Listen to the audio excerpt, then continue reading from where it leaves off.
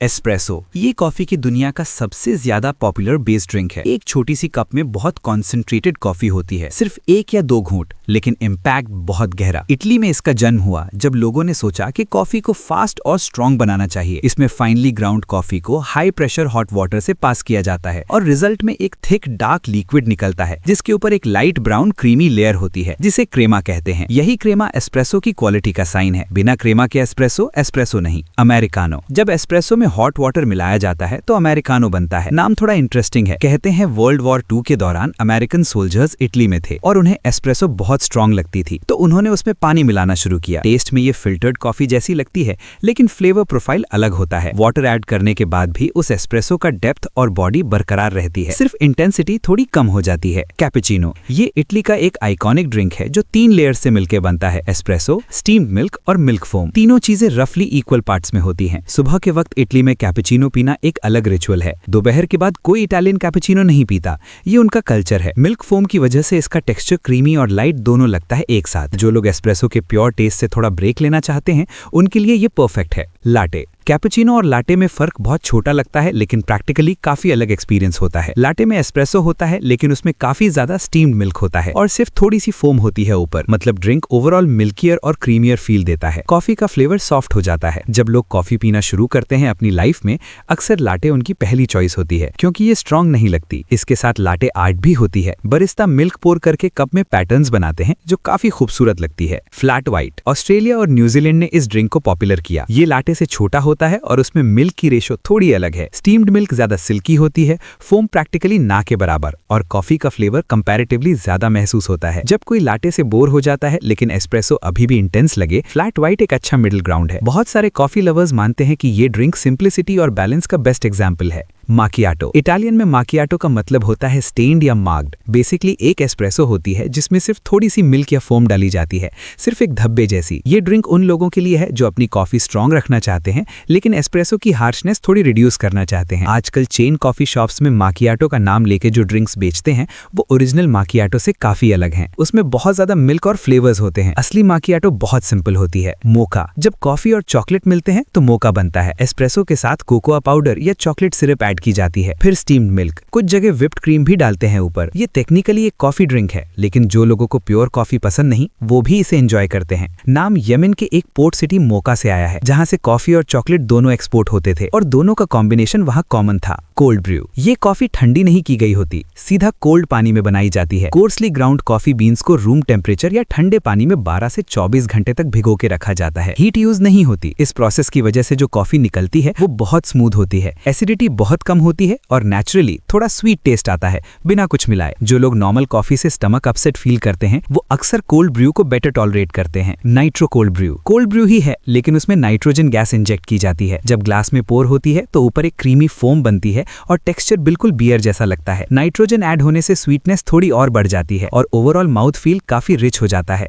किसी ने एक एक्सपेरिमेंट की तरह शुरू किया था नाइट्रो कोल्ड ब्रू, और अब ये स्पेशलिटी कॉफी शॉप्स और कैंस में दोनों जगह कॉमन हो गई है। बिना मिल्क के लिए ये इतनी क्रीमी लगती है, वही इसका चार्म है। पोर ओवर ये फिल्टर्ड कॉफी बनाने का एक मैनुअल तरीका है। एक कोन शेप्ड फिल्टर में ग्राउंड कॉफी डाली जाती है और फिर स्लोली केयरफुली हॉट वाटर पोर की जाती है, एक स्पेसिफिक सर्कुलर पैटर्न में। पूरी चीज ग्रेविटी पे डिपेंड करती है, कोई मशीन नहीं। ये प्रोसेस स्लो है, लेकिन जो फ्लेवर निकलता है वो काफी क्लीन और नुआंस्ड होता है। जिस कॉफी बीन की क्वालिटी अच्छा हो, पोर ओवर में उसकी सबसे ज्यादा कैरेक्टरिस्टिक्स समझ आती हैं। कॉफी एंथुसियास्ट के बीच ये मेथड काफी रिस्पेक्टेड है। फ्रेंच प्रेस एक सिंपल ग्लास या मेटल सिलेंडर होता है जिसमें कोर्स ग्राउंड कॉफी और हॉट वाटर डालते हैं, कुछ मिनट्स के लिए छोड़ देते हैं और फिर ऊपर का प्लंजर प्रेस करते हैं। ग्राउंड्स नीचे दब जाते हैं और ऊपर क्लीन कॉफी रहती है। कोई फिल्टर पेपर नहीं होता, तो कॉफी के नेचुरल ऑयल्स लिक्विड में रहते हैं। इस वजह से फ्रेंच प्रेस कॉफी थोड़ी हैवी और बोल्ड फील होती है कंपेयर टू फिल्टर्ड मेथड्स। घर पे बनाने के लिए ये सबसे पॉपुलर मैनुअल मेथड्स में से एक है। एरोप्रेस 2005 में एक अमेरिकन इन्वेंटर ने इसे डिजाइन किया।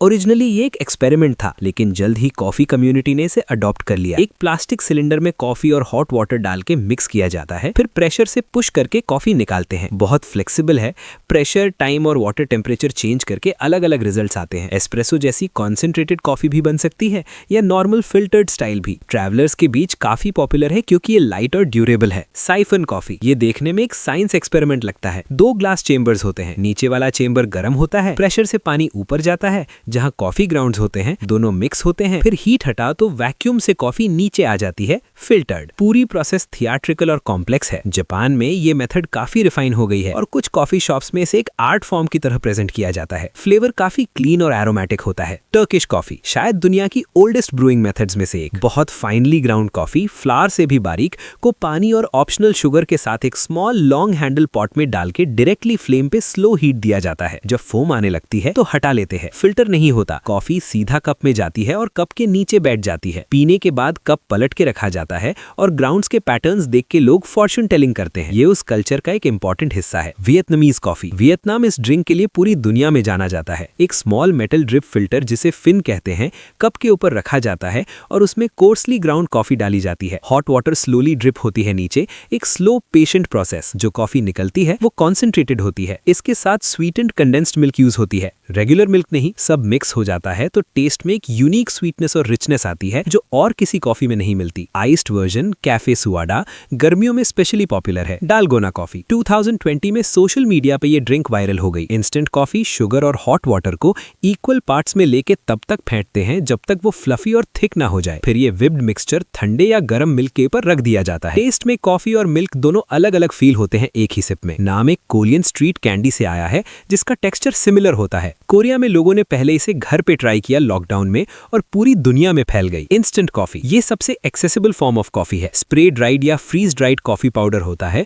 जो सिर्फ गर्म पानी में डालने से रेडी हो जाता है। कन्वीनियंस इसका सबसे बड़ा एडवांटेज है। क्वालिटी फ्रेश ब्रूड से मैच नहीं करती, ये सच है, लेकिन टेक्नोलॉजी इंप्रूव हो रही है और कुछ प्रीमियम इंस्टेंट कॉफीज आज काफी अच्छे टेस्ट करती हैं। दुनिया के बहुत से रीजन्स में, स्पेशली जहां स्पेशलिटी कॉफी कल्चर नहीं पहुंची, इंस्टेंट कॉफी ही डेली रूटीन का हिस्सा है और वहां इसे कोई इंफीरियर नहीं मानता। बुलेट प्रूफ कॉफी, कुछ साल पहले ये ट्रेंड काफी पॉपुलर हुआ। रेगुलर ब्लैक कॉफी में अनसॉल्टेड बटर और MCT ऑयल ब्लेंड किया जाता है जब तक वो क्रीमी और फ्रॉथी ना हो जाए। आइडिया ये था कि ये ब्रेन को एनर्जी देता है, भूख कम करता है और फोकस बढ़ाता है। कीटो और इंटरमिटेंट फास्टिंग कम्युनिटी में इसे स्पेशली फॉलो किया गया। साइंटिफिकली रिजल्ट्स मिक्स्ड हैं, लेकिन जो लोग इसे पीते हैं वो एनर्जी लेवल्स में फर्क फील करते हैं। फ्लेवर रिच और फिलिंग होता है। ज्यादा लोग इसे ब्रेकफास्ट रिप्लेस करने के लिए यूज करते हैं। कॉर्टाडो, स्पेन से आया हुआ ये ड्रिंक एस्प्रेसो और वार्म मिल्क का एक बैलेंस्ड कॉम्बिनेशन है, रफली इक्वल रेशियो में। मिल्क स्टीम्ड होती है लेकिन फोम नहीं बनाते ज्यादा। ये ड्रिंक ना इतनी स्ट्रॉन्ग है जितनी स्ट्रेट एस्प्रेसो, ना इतनी मिल्की जितनी लैटे। कॉर्टाडो का स्पेनिश में मतलब होता है कट, मतलब मिल्क ने कॉफी को कट किया है। साइज में छोटा होता है, सिर्फ 2 या 3 घूंट। जो लोग प्रिसाइज और क्लीन टेस्ट चाहते हैं बिना ज्यादा ड्रामा के, उनके लिए ये आइडियल चॉइस है। रिस्ट्रेटो, एस्प्रेसो से भी ज्यादा concentrated. Same amount of coffee grounds use होते हैं लेकिन हाफ पानी से एक्सट्रैक्ट किया जाता है। रिजल्ट में जो शॉट मिलता है वो छोटा, डार्क और इंटेंसली फ्लेवर्ड होता है। लेकिन इंटरेस्टिंग बात यह है कि ये बिटर नहीं होता, एक्चुअली थोड़ा स्वीटर और स्मूदर फील होता है, क्योंकि जो बिटर कंपाउंड्स निकलने के लिए ज्यादा टाइम चाहिए वो इस शॉर्ट एक्सट्रैक्शन में नहीं आते। कॉफी एंथुजियास्ट के लिए ये एक प्योर और रिफाइंड एक्सपीरियंस है। इटली में आज भी कुछ लोग रेगुलर एस्प्रेसो की जगह रिस्ट्रेटो को प्रेफर करते हैं। ये था आज का वीडियो। अगर आपको ये पसंद आया हो तो वीडियो को लाइक करें, चैनल को सब्सक्राइब करें और अपने किसी दोस्त या फैमिली मेंबर के साथ जरूर शेयर करें।